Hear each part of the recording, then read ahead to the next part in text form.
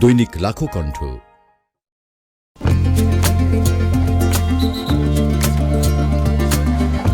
SAFF football championship জয়ী বাংলাদেশ নারী football দলের অন্যতম সদস্য নীলুফা ইয়াসমিন নীলাকে সংবর্ধনা দিয়েছে কুষ্টিয়া জেলা প্রশাসন ও জেলা ক্রীড়া সংস্থা।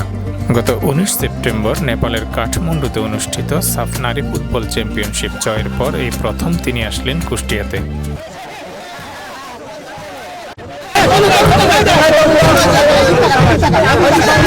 তাই নানা আয়োজনে কুষ্টিয়া জেলায় দেশের এই কৃতি ফুটবলারকে বরণ করে নিয়েছে সর্বস্তরের মানুষ।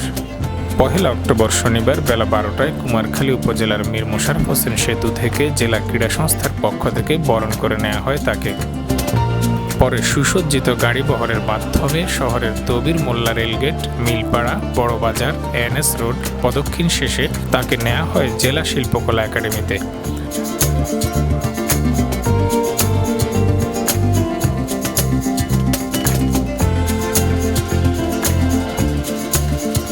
জেলা শিল্পকলা একাডেমিতে জেলা প্রশাসন ও ক্রীড়া সংস্থার আয়োজনে সংবর্ধনা দেওয়া হয় কুষ্টিয়ার এই কৃতি ফুটবলারকে।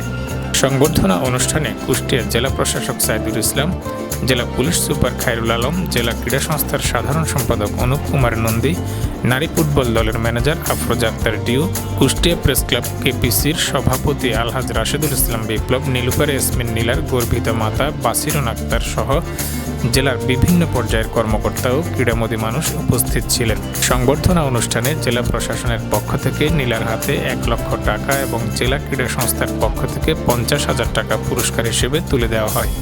এ সময় নীলুফা ইয়াসমিন নীলা আয়োজকদের প্রতি কৃতজ্ঞতা প্রকাশ করে বলেন, তাকে যে সম্মান দেওয়া হয়েছে তা থেকে তিনি অনুপ্রাণিত হয়ে দেশের মানুষকে আরও ভালো ফুটবল খেলা উপহার দিতে পারবেন।